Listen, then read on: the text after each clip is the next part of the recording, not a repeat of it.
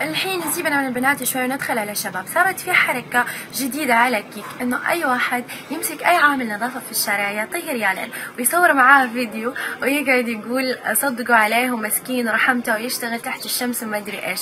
حبيبي ترى الصدقة بينك وبينه وبين ربك، ما لازم تشهر فيها ابدا. هذا واحد. اما بالنسبة للشيء الثاني، مهما كانت جنسيتنا ومهما كانت ديانتنا، الانسانية مزروعة فينا بالفطرة، ما نحتاج انك حضرتك تقول لنا هي. المهم اقترح عليك انك تاخذ ريالين حقينك وتنقل على طف جوالك لانك حللت امهم وشكرا. فصلت. هاي كيكرز، كيفكم؟ وش اخباركم؟ ان شاء الله تكونوا بخير وكويسين. عموما ابغى اتكلم في موضوع جدا مهم الا وهو النفاق. النفاق مو موجود بس في حياتنا اليوميه العاديه، انما موجود كمان في حياتنا الالكترونيه، بحيث ان تجيك واحده تكتب لك كومنت تناقض في شكلك مع علم انه هي اللي خلقتك، ونفس الوقت حاطه صورتك صوره عار. او تجي واحده تكلمك عن الشرف واليوزر نيم حقها هو 30 مطلقه جاده وتبي رصيد.